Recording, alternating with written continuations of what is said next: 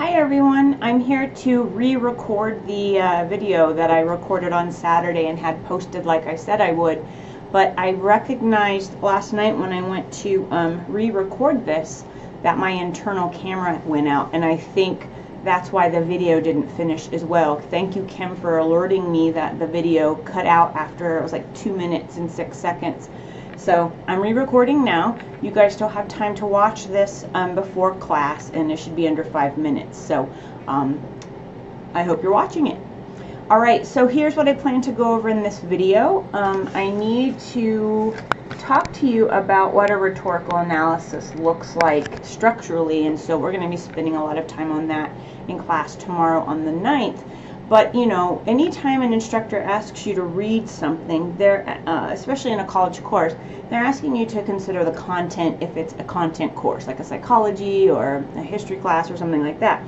In an English class, we are more interested actually not in comprehension of the essay, but on you looking at the structural makeup of the piece of writing. So you actually are being more challenged in this course that you're understanding the content of the essay, and then also being asked to recognize where a writer does something. So this video is designed to help you to figure out where the structural pieces are.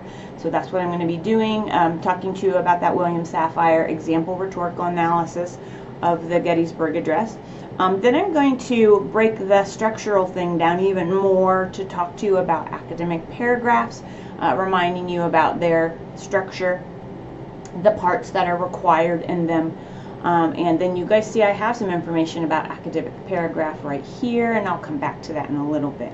Alright, so before I look at the William Safire essay, I just want to remind you about a few things in the homework. There are quick links to all the instructions for this essay that is coming up. Well, you know, you're starting it now, but it's due in a week. We'll be spending a lot of time tomorrow on the 9th helping you to develop what you don't have done. You're bringing half of a draft tomorrow, so 1.5 pages. All the extra resources are quick links here. So anything I thought you might need a quick link to, I've put that on the announcement for the homework. This is the link to the handout we created together in class. You guys remember we had a conversation about writing strategies and rhetorical devices or rhetorical conventions in class when we looked at Love the Right Chemistry again. So the link to that handout that we created in class is there. And you might be wondering, why the heck do I need that? You need that because remember we talked about you having to figure out what parts of the essay you will be writing about stand out to you, and being able to call them by their proper name or the technical words that we use in the English discipline. And then, you know, some other resources right here to help you look up those terms that you might need for this essay. Okay, so lots of links. Just wanted to show you that. Alright, so you can also find them by going to course materials and content and then go to writing assignments and all of that. But the quick links are there for you so you don't have to look around. Alright, so I think I clicked on something. Alright, so let's look at the William Safire essay. I want to show you where it is very quickly in our D2L shell, and then we'll get to it. So, I have added a quick link. Oh my gosh, it's taking so long. Okay. Here's the example. There's the quick link. When you click on it, it takes you right to the document that I've provided you. It is a PDF. So when you get to this page, the PDF will take a few moments to load. And then if you scroll down, you can click download and open it up so it's outside of this frame, which is what I prefer to do.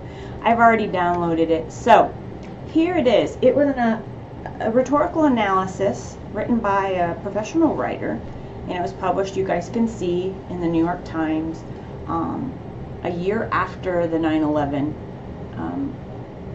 event that happened in New York City. So I want to talk to you about the first part of this essay. We went over last week in class that the first thing that you'll do in a rhetorical analysis is to summarize the source that you are analyzing, the primary source that you are analyzing. So that's what William Safire has done. The first 3 paragraphs have summary in them. There's also some other stuff mixed in, and we'll talk more about that in class tomorrow on the 9th. I wanted you to know there is summary within those first 3 paragraphs. I also want you to know, and I don't want you to worry about this for tomorrow's draft, But here in bluish gray, is the thesis statement. And I want you to notice that it is its own paragraph, a single sentence paragraph. Okay?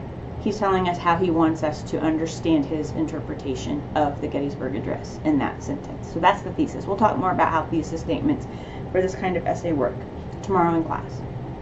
So here's what I want to talk about specifically in this video, that the paragraph has a specific structure. The academic paragraph has a specific structure, and the rhetorical analysis is very definitely an academic essay. So what does an academic paragraph look like?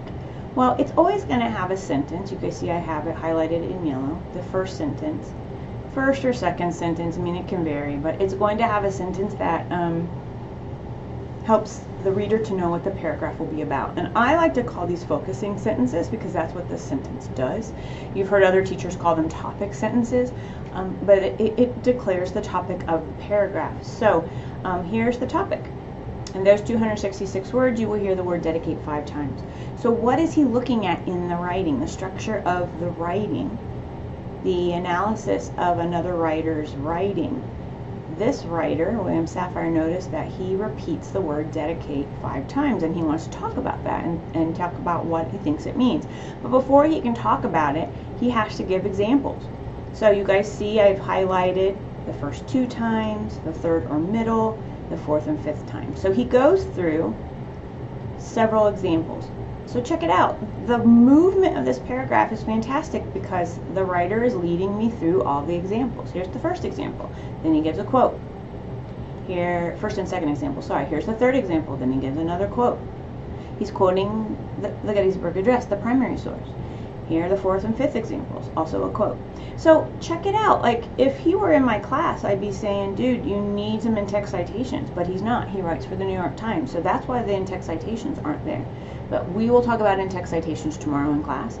So you just need some examples. And examples in this kind of writing can be quoted, they can be paraphrased, or they can be summarized. And we'll talk more about that in class tomorrow too. But the easiest thing to do is to quote the exact wording, the exact passage that you want to examine in your rhetorical analysis. Okay, so we got first 2 parts, focusing sentence.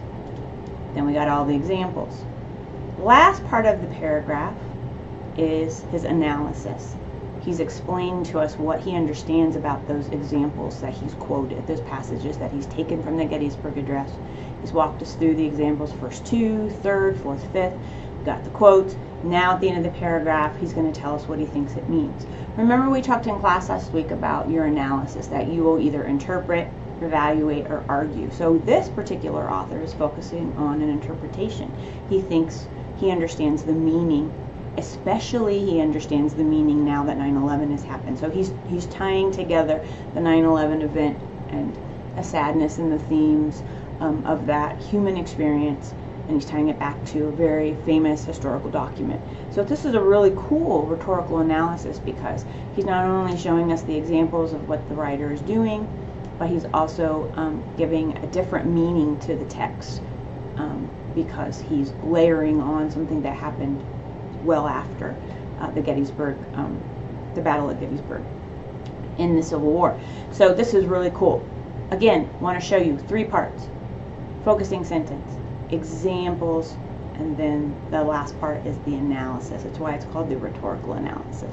I got to point out as a writer what the rhetorical devices or conventions or strategies are that the writer uses, and then I got to tell what I think it does, what it means, what it shows, what it reveals, whatever I want to, however I want to think about that.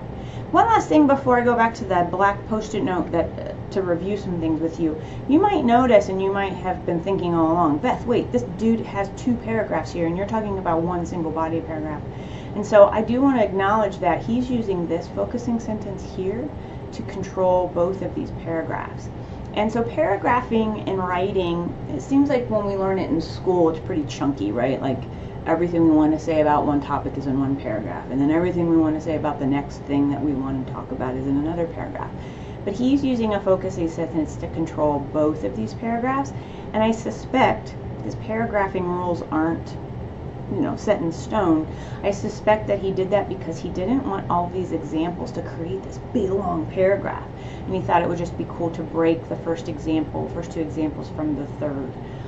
Maybe we can talk about this in class tomorrow. Maybe there's even something in his mind about the first example that's different from the third, fourth, and fifth example. So, bottom line though is we know that these are the 5 examples. He's continuing. It's very clear here that he's continuing on the third example. So it's okay to do something like this. And this is awesome for us to see, actually, because this is how we learn how to write for real. That we're not just trying to mimic academic writing that we've learned in school. That we know how to write in a way that helps us to control and lead the reader through what we're trying to say in our writing. So this is way better. This is better because we don't want this huge long paragraph that goes on and on and on and on. Readers can't actually take in that much information in a paragraph. That's why we have paragraph breaks, so that we have these contained pieces of information. Okay, so we'll talk more about paragraphing outside of academic rules, but I think I kind of just did. I gave you the academic rules, but then I showed you how there can be a variation on it.